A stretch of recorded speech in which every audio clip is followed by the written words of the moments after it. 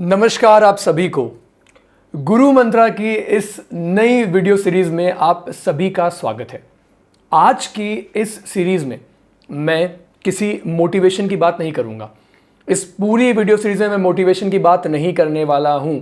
आपने मोटिवेशन के बहुत सारे वीडियोस देखे हैं और बहुत ज़्यादा मोटिवेट हो चुके हो, आई नो अबाउट दैट। मुझे बेसिकली मेरा जो पर्पज़ है, मेरा पर्पज़ आप लोगों को मोटिवेट नहीं करना है। मेरा पर्पस सिर्फ इतना है कि मैं आप लोगों को अपनी लाइफ से लिए हुए एक्सपीरियंसेस के बेसिस पे वो स्ट्रैटेजीज बताऊं। स्ट्रैटेजी से मेरा मतलब है वो रणनीतियां मैं आपके साथ शेयर करूं जिससे कि आप बहुत ज़्यादा सक्सेसफुल बन सकते हो। मुझे आप लोगों को मोटिवेट करना एक अलग एस्पेक्ट है। मेरा पर्पज़ आप लोगों को मोटिवेट करने से ज़्यादा ये पर्पज़ है कि मैं आप लोगों को वो आइडियाज़ बताऊं, मैं आप लोगों के साथ में वो आइडियाज़ शेयर करूं जो आपकी लाइफ को कंप्लीटली ट्रांसफॉर्म कर सकते हैं। Yes, you heard it right. तो मैं अपनी लाइफ के सारे एक्सपीरियंसेस आपके साथ इस वीडियो सीरीज़ में शेयर करने वाला हूं। तो मैं लगभग अपने लास्ट 18 ईयर्स के 18 ईयर्स के एक्सपीरियंस को आपके साथ शेयर करूंगा। ठीक है, जब मेरी एज 16 ईयर्स थी तब से लेकर अभी तक के जितने मेरे एक्सपीरियंसेस थे, उन्हीं एक्सपीरियंसेस में से मैंने कुछ एक्सपीरियंसेस को शॉर्ट लिस्ट किया है जो मैं आपके साथ शेयर करने वाला हूं। और मैं ये चाहता हूं कि अगर आपने इन गुरु मंत्रास को जो मैं आपके साथ शेयर करूंगा, अगर आपने फॉलो किया ना, तो रियल में आप अपनी ज़िंदगी में बहुत आगे बढ़ सकते हो। छोटे छोटे कुछ प्रिंसिपल्स हैं मेरे, बहुत छोटे प्रिंसिपल्स मैं आपके साथ शेयर करने वाला हूं जिनको फॉलो करके आप अपनी ज़िंदगी में बहुत आगे बढ़ सकते हो बाकी लोगों के कंपैरिजन में। तो चलिए जो प्रिंसिपल है उसको स्टार्ट करते हैं। प्रिंसिपल क्या है, कौन सी थ्योरी मैं आज आपको बताने वाला हूं। तो सुनिए एक कहानी। ये कहानी है 2003 जब मैं दिल्ली से कहीं ट्रैवल कर रहा था। राइट तो मैं दिल्ली से आई वॉज गोइंग समवेयर, मैं कहीं जा रहा था और दिल्ली में रेलवे स्टेशन पे, दिल्ली रेलवे स्टेशन पे रात के समय वहाँ मुझे अपना एक स्कूल मेट मिलता है। राइट मेरा एक स्कूल का जूनियर मुझे दिल्ली के रेलवे स्टेशन पे मिलता है। मैं उससे मिला। ये जबकि मैं बात कर रहा हूँ तब मोबाइल फ़ोन्स इतने पॉपुलर नहीं थे और मोबाइल फ़ोन जो थे वो नॉर्मल लोगों की रीच में नहीं थे। सबके पास, ऑर्डिनरी लोगों के पास मोबाइल फ़ोन तब नहीं हुआ करता था। ये तब की बात है, राइट, क्योंकि तब मोबाइल फ़ोन इंडिया में आने शुरू हो गए थे, पॉपुलर हो गए थे, बट सबके पास में नहीं थे। वेल, अब सुनिए हुआ क्या। जब मैं रेलवे स्टेशन पहुंचा तो वहाँ मैंने अपने एक स्कूल के जूनियर को देखा जो रेलवे स्टेशन में बैठा हुआ था और वो बहुत ही टेंस्ड मुझे लग रहा था। टेंस्ड बोल दीजिए या आप बोल दीजिए कि बहुत परेशान था वो। मैंने उसे रिकग्नाइज़ किया। राइट मैंने उसे रिकग्नाइज़ किया और मैंने उससे पूछा यहाँ क्या कर रहा है। और आप विश्वास नहीं करोगे कि मुझे देखते उसका चेहरा खिल उठा। मैं उसे बहुत ही अच्छी तरीके से जानता था, वो भी मुझे उतने ही अच्छी तरीके से जानता था। और मैं जब उससे बात करने लगा तो ही स्टार्टेड क्राइंग, वो रोने लगा। मैंने उससे पूछा क्यों रो रहे हो, रोने का रीज़न क्या है, मेरे को बताओ, कोई प्रॉब्लम है, किसी ने पॉकेट मार ली। राइट क्योंकि रेलवे स्टेशन पर ऐसा होता है। तो उसने मुझे बताया कि भैया मेरे पॉकेट में एक भी रुपया नहीं है, मेरी जेब में पैसे नहीं हैं और मुझे जाना है, घर जाना है, ट्रैवल करना है। तो मैंने उसको बोला कि तुम रेलवे स्टेशन तक कैसे आए। तो उसने मुझे अपनी स्टोरी बताई और उसने मुझे अपनी स्टोरी ये बताई कि वो अपने एक रिलेटिव के कहने पर दिल्ली आया था। Is that clear. तब मैं भी दिल्ली नहीं रहा करता था, मैं आपको क्लियर कर देता हूँ। तो उसने मुझे बताया कि वो अपने रिलेटिव के कहने पर दिल्ली आया था और रिलेटिव के कहने पर उन्होंने लगभग 15 से 20 दिन उनका काम संभाला। उनका जो ऑफिस था उसको मैनेज किया और जितने पैसे वो अपने घर से लेकर आया था, अपने पेरेंट्स से लेकर आया था, वो सारे पैसे उस प्रोसेस में खर्च हो गए। और उसके बाद उसके रिलेटिव ने उसे रेलवे स्टेशन पर ड्रॉप कर दिया without giving a single penny. एक रुपया भी अपने रिलेटिव को नहीं दिया और इसलिए वो परेशान था कि भैया मुझे समझ में नहीं आ रहा मैं घर अब कैसे जाऊं। तो मैंने उसको बोला कि तुमने पैसे क्यों नहीं मांगे, अपने रिलेटिव से पैसे उसने क्यों नहीं मांगे। जब मैंने उससे ये सवाल पूछा तो उसका जवाब था कि नहीं, मैंने इतना दिल लगा के वहाँ काम किया एंड आई वॉज एक्सपेक्टिंग कि मुझे कुछ पैसे दे देंगे, लेकिन उन्होंने ऐसा नहीं किया, इसलिए मेरा पैसे मांगने का मन नहीं हुआ। मैं लास्ट मोमेंट तक वेट कर रहा था कि वो मुझे कुछ पैसे दे दे। मैंने कहा ठीक है, डोंट वरी, चिंता मत करो, मैं तुम्हें लेके चलता हूँ। राइट मैंने उसकी टिकट ली और उसके बाद ट्रेन में वो मेरे साथ ट्रैवल कर रहा था। जब वो मेरे साथ ट्रेन में ट्रैवल कर रहा था तो उसके साथ मेरी कुछ बातचीत हुई। मेरी उसके बाद कुछ बातचीत हुई और मैंने कुछ पैसे उसे दे दिए, कुछ पैसे मैंने उसे ऐसे दे दिए और मैंने उसे बोला कि अपने आप को थोड़ा सा बेटर पोजीशन में लेकर आओ। बस मैंने उसे इतना ही कहा कि अपने आप को बेटर पोजीशन में लेकर आओ, राइट। उसके बाद वो डेस्टिनेशन में पहुंचता है, मैं भी डेस्टिनेशन में पहुंचता हूं और वो देखो क्या करता है, मुझे आगे जाना था, उसे बीच में ही किसी एक स्टेशन पे उतरना था। उसने ऑटो लिया, ऑटो लेके वो घर गया और ऑटो वाले को बोला मेरे पास पैसे नहीं हैं। मैंने उसे पैसे दिए थे लेकिन उसने ये डिसाइड किया कि वो पैसे ऑटो में खर्च नहीं करेगा, राइट। वो घर गया और घर जाने के बाद उसने अपने फादर को बुलाया, सुबह सुबह का टाइम था, फादर को बुलाया और फादर को कहा मुझे पैसे दो, मुझे ऑटो वाले को पे करना है।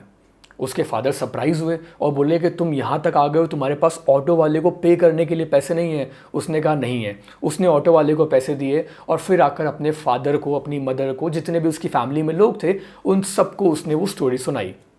उसने बताया कि उसके रिलेटिव ने उसके साथ क्या किया, जिसके लिए वो अपने शहर से दूसरे शहर गया था, दिल्ली आया था, राइट। उस रिलेटिव ने उसकी बिल्कुल भी वहाँ पे हेल्प नहीं करी।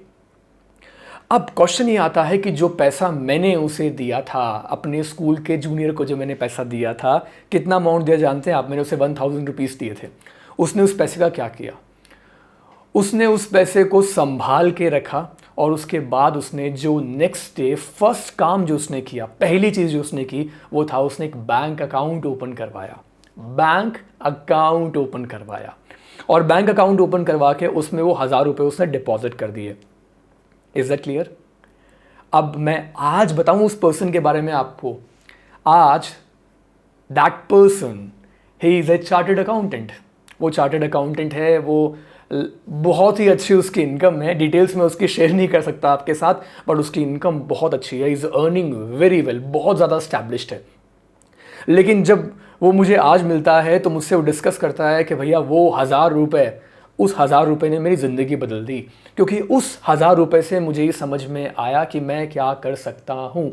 उसने अपना एक बैंक अकाउंट ओपन करवाया और आज का जो पहला गुरु मंत्र मैं आपको देने वाला हूँ ना, वो गुरु मंत्र है ओपन एन बैंक अकाउंट। अब सुनने में ये बड़ा सिली लगेगा, बहुत मजाकिया लगेगा और बहुत से लोगों को लगेगा सर बैंक अकाउंट की क्या ज़रूरत है? बैंक अकाउंट की ज़रूरत आपको है, चाहे आप वर्किंग नहीं भी हो तो भी आपको ज़रूरत है, आप स्कूल में हो तो भी आपको उसकी ज़रूरत है, आप कॉलेज में हो तो भी आपको इसकी ज़रूरत है, क्योंकि ये आपको बनाता है आत्मनिर्भर। This makes you financial independent. आपके पेरेंट्स आपको पॉकेट मनी देते हैं, आप खुद कुछ भी नहीं करते आज की डेट में। आपकी एज जो भी है 16, 17, 18, 19, 20, जो भी आपकी एज है, अगर आप आज की डेट में if you are not earning, अगर आप जॉब नहीं कर रहे हो, जॉब के लिए प्रिपेयर कर रहे हो, पढ़ाई कर रहे हो, it doesn't matter. What matter is आपका बैंक में अकाउंट होना चाहिए और उसमें आपको पैसा डिपॉजिट करना है अपनी पॉकेट मनी से। कितना पैसा डिपॉजिट करूं सर मैं? तो आपका टारगेट होना चाहिए कि मिनिमम 500 रुपीज। एक बात ध्यान रखना, here I am not talking about mutual fund, stock market. मैं म्यूचुअल फंड स्टॉक मार्केट्स की बात नहीं कर रहा हूं। I am basically talking about a reserve of fund.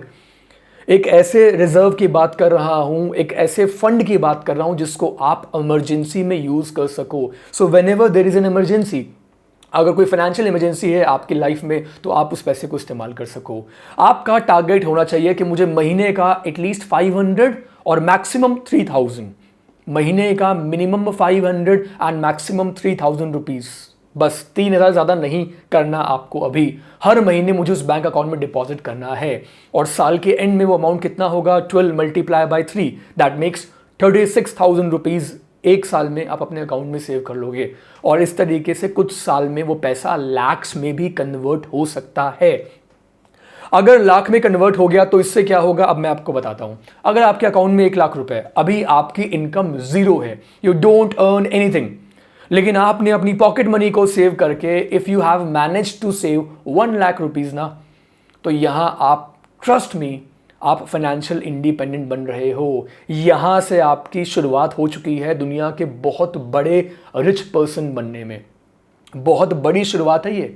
अगर आपको वॉरेन बफेट बनना है ना, अगर आपको बिल गेट्स के बराबर जाना है, तो ये पहली सीढ़ी है। ये 500 रुपये या ये 1000 रुपये है ना, ये आपकी ज़िंदगी बदल सकते हैं अगर आपने एक बैंक अकाउंट ओपन करवा लिया तो। गंगा जहाँ से निकलती है ना, याद रखना मेरी बात, वो जगह इतनी कम है, इतनी छोटी सी वो जगह है जहाँ से गंगा का हिंदी में बोलते हैं उद्गम होता है, कि आप जंप करके उस जगह को क्रॉस कर सकते हो। Just you can jump and cross it, you can jump and cross it. लेकिन जब गंगा सागर में मिलती है ना, जब ओशन में मिलती है, तो वो गंगा को आप इस तरीके से क्रॉस नहीं कर सकते। और यही डिफरेंस क्रिएट होगा आज से, जब आपकी आदत लगेगी ना कि मुझे पैसा सेव करना है, मुझे अपने बैंक अकाउंट में इतना पैसा सेव करना है, this should be my supreme target. अगर आपको लाइफ में अपनी ना डिज़ायर्ड कार खरीदनी है, डिज़ायर्ड लग्जरी अगर आपको चाहिए लाइफ में, तो ये करना स्टार्ट कर दो। बाकी चीज़ें जो ना, म्यूचुअल फंड, स्टॉक मार्केट, ये सारी चीज़ें मैं आपको सिखा दूंगा, इनके बारे में हम आगे बात कर लेंगे, कैसे इन्वेस्टमेंट होता है, ये सब चीज़ें मैं आपको बता दूंगा। But the first thing you need to do is that you should have a bank account. Well, here I am not talking about Paytm wallet की बात नहीं कर रहा हूँ मैं, पेटीएम वॉलेट की बात नहीं कर रहा हूँ मैं। जितने भी आप ऑनलाइन जो वॉलेट्स होते हैं उनको यूज़ कर देते हो, नहीं करते हो, उसमें पैसा पड़ा है, मैं उसकी बात नहीं कर रहा हूँ। मुझे, मेरा जो पर्पज़ है ना, मेरा पर्पज़ समझो, मेरा पर्पज़ है कि किसी भी पर्सन को, किसी भी स्टूडेंट को कोई फुकरा ना कहे। क्या ना कहे? फुकरा। People should call you financially independent. मैं ये चाहता हूं कि हर इंसान आपको बोले कि आप फाइनेंशियल इंडिपेंडेंट हो। आप सोचिए, जो आपके बैंक अकाउंट में पैसा होगा, जो शायद 4-5 साल में अगर 1 लाख होता है, इट डजंट मैटर। लेकिन आपको पता है कि फ्लिपकार्ट की शुरुआत सिर्फ 5 लाख रुपए के साथ हुई थी। सिर्फ 5 लाख रुपए से फ्लिपकार्ट की शुरुआत हुई थी और $16 मिलियन में फ्लिपकार्ट सेल हुई थी। तो इन फ्यूचर अगर आपको अपना स्टार्टअप क्रिएट करना है, अपना बिजनेस स्टार्ट करना है, तो वो बिजनेस अपने पैसे से स्टार्ट करना, जो आपके बैंक अकाउंट में होगा। कॉन्फिडेंस बताऊं किससे आता है? लाइफ में कॉन्फिडेंस किससे आता है? लाइफ में कॉन्फिडेंस लाने में एक बहुत बड़ा जो सिग्निफिकेंट रोल प्ले करता है ना, वो रोल प्ले करता है कि आपके बैंक अकाउंट में कितना पैसा है। आपके बैंक अकाउंट में कितना पैसा है, this can completely change your image. लोगों के बारे में आपकी क्या सोचना, वो सोच आप बदल सकते हो अगर आपकी जेब में पैसा है। मैंने आपको 2003 का एक केस बताया, अब सुनो 2008 का एक केस। 2008 में जब रिसेशन आया था, तब मैं रिलायंस में काम कर रहा था। और जब मैं रिलायंस में काम कर रहा था, तब मेरी कई ऐसे लोगों से जान पहचान थी जो कि मीडिया इंडस्ट्रीज़ में काम कर रहे थे। और उनमें से काफ़ी लोगों को जॉब से निकाला गया था 2008 में, जब आर्थिक मंदी, इकोनॉमिक रिसेशन जब आया था। और पीपल वर वेरी अपसेट, बहुत स्ट्रेस्ड थे। पता है वो स्ट्रेस क्यों थे? क्योंकि उनके पास कोई रिजर्व नहीं था, उनके पास अपना कोई बैकअप नहीं था। तो मैंने ऐसे तब लोगों को मैंने रोते हुए देखा है कि लोग किस तरीके से स्ट्रगल कर रहे थे। लोग अपनी गाड़ी बेच रहे थे, अपने एसेट्स को सेल कर रहे थे, क्योंकि वो अपनी फैमिली के एक्सपेंसेस को मैनेज नहीं कर पा रहे थे।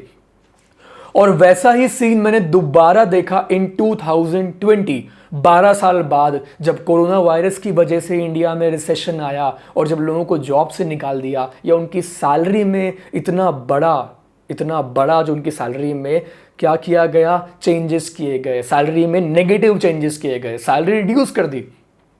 50% रिड्यूस सैलरी पे आपको कंपनी में काम करना है फॉर नेक्स्ट 6 मंथ्स और 1 ईयर। और अभी ऐसा टाइम है जब कोई दूसरी जॉब भी नहीं मिल सकती। 50% ड्यू सैलरी पे मुझसे कई लोगों ने पूछा मैं कैसे काम करूंगा, अब मैं क्या करूंगा, मेरे पास तो सेविंग्स भी नहीं है। तो मैं पूछता हूँ, सेविंग्स क्यों नहीं करी? क्यों आपने अपनी लग्जरी पे वो सारा पैसा खर्च कर दिया? क्योंकि अगर आपके पास पहले से वो सेविंग्स होती तो इस टाइम में आपको कोई प्रॉब्लम नहीं आती।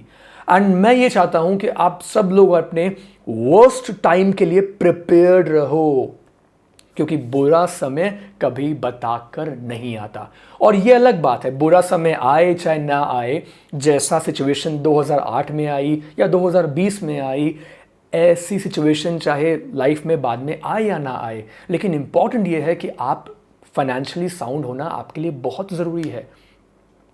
जब रिसेशन आया, 2020 का रिसेशन आया, जब कोर्ट्स बंद हो गई, तो कितने जूनियर एडवोकेट्स को दिल्ली, मुंबई, बड़े बड़े सिटीज़ को छोड़कर वापस अपने घर जाना पड़ा। लिटरली उन सबको अपने सपनों को क्रश करना पड़ा। बहुत सारी लॉ फर्म्स ने, बहुत सारे सीनियर एडवोकेट्स ने उन्हें ये बोल दिया, बहुत सारे जूनियर एडवोकेट्स को ये बोला कि हमें आपकी अब ज़रूरत नहीं है। और ऐसे एडवोकेट्स, ऐसे स्ट्रगलिंग लोग, आई am not only talking about advocates, ऐसे लोग जो सिर्फ डेली अर्न करते थे, उनका अब क्या हुआ होगा। इमेजिन वो किस तरीके से सर्वाइव कर रहे होंगे, इस बारे में सोचो। तो ऐसी सिचुएशन किसी के साथ में ना आए, तो इसके लिए आपको अपना एक इंडिपेंडेंस क्रिएट करनी है, आज़ादी, आपको फाइनेंशियल इंडिपेंडेंस क्रिएट करनी है। और वो फाइनेंशियल इंडिपेंडेंस कैसे क्रिएट होगी, मैंने आपको बताया कि आपको कल ही, मैं तो बोलूँगा अगर आप आज इसको मॉर्निंग में वीडियो को देख रहे हो तो आज ही अपना एक बैंक में अकाउंट ज़रूर ओपन करवाओ। उसमें आप 500, 1000 कितना पैसा भी उसमें डालते हो, ये आपके ऊपर है, but start saving. I am not talking about investing at this moment. ये मत सोचो कि अभी मेरी एज कम है, आपकी एज 15 है, 16 है, 17 है, 18, ये मत सोचो। एज के बारे में मत सोचो, ये सोचो कि मेरा बैंक अकाउंट होना है, मेरा बैंक अकाउंट होना चाहिए और मेरे बैंक अकाउंट में इस साल के एंड तक 36,000 रुपीज़ होने चाहिए। अगर मैं 3,000 रुपये हर महीने सेव करूँगा, इन्वेस्ट नहीं, सेव करूँगा, ताकि मैं उस पैसे को यूज़ कर सकूं जब कोई फाइनेंशियल इमरजेंसी मेरे सामने आ जाए, जब सिचुएशन ऐसी हो, जब मुझे ऐसा लगे कि मुझे किसी से पैसा नहीं मांगना, तो तब मैं उस पैसे का इस्तेमाल कर सकता हूं। एंड ट्रस्ट मी, अगर आपने ऐसा कर लिया ना, तो आप अपने पेरेंट्स की नज़रों में ना, आपके लिए रिस्पेक्ट बहुत बढ़ जाएगी। ये पहला स्टेप है रिच बनने के लिए। This is the first step to become rich. पहला स्टेप क्या, एक बैंक अकाउंट और उसमें सेविंग ज़रूर करो। मैंने बोल दिया, चाहे 500 रुपये महीने का भी आप सेव कर रहे हो, don't worry, I am proud of you. मुझे आप पर बहुत प्राउड होगा और इससे आप बहुत आगे जा सकते हो। दूसरा एक पॉइंट मैं यहाँ पे उन लोगों से मैं डिस्कस करूंगा जो कुछ अर्न करते हैं। आप में से कुछ लोग ऐसे भी होंगे जिनकी कोई पार्ट टाइम इनकम होगी। इनकम कितनी भी हो, it doesn't matter, what matter is कि आपकी पार्ट टाइम इनकम है। तो अगर आपकी पार्ट टाइम इनकम है, आप किसी भी तरीके से अर्न कर रहे हो ना, तो आप अपनी ITR बनवाओ, इनकम टैक्स रिटर्न फाइल करना स्टार्ट करो, चाहे वो निल की क्यों ना हो। राइट, आप लोगों ने अगर इनकम टैक्स एक्ट पढ़ा है या नहीं पढ़ा है तो मैं आपको बता देता हूँ, चाहे इनकम टैक्स ITR आपकी इनकम टैक्स में जो ITR है, चाहे वो निल क्यों ना हो, but you guys should file your income tax return. क्योंकि ये जो इनकम टैक्स रिटर्न आप आज फाइल करोगे ना, 3-4 साल बाद या अगले 2-3 सालों में इससे आपको बहुत सारे लॉन्ग टर्म बेनिफिट स्टार्ट होने शुरू हो जाएंगे। अगर आपको खुद की कार खरीदनी है, अगर आपका ये सपना है कि मुझे अपने खुद की कार खरीदनी है, तो आपके खुद के कार खरीदने का सपना सिर्फ उसी से पूरा हो सकता है।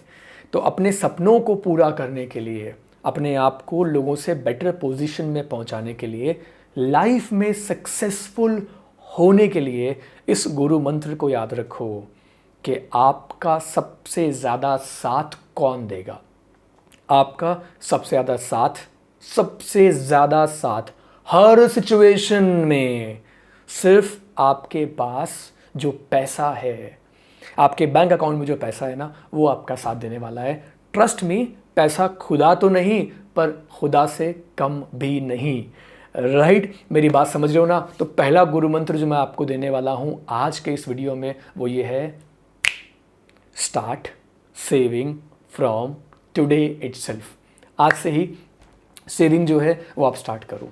ये मेरा पहला गुरु मंत्र था। आने वाले वीडियोस में मैं कुछ और लाइफ के प्रिंसिपल्स, कुछ और गुरु मंत्र आपके साथ डिस्कस करूंगा जो मैंने खुद अपने एक्सपीरियंस से गेन किए हैं। तो आने वाले वीडियोस में भी मैं कुछ छोटी छोटी स्ट्रैटेजीज आपके साथ शेयर करूंगा जो कि ट्रस्ट में, जो कि रियल में आपकी लाइफ को बदल सकते हैं। Thank you so much.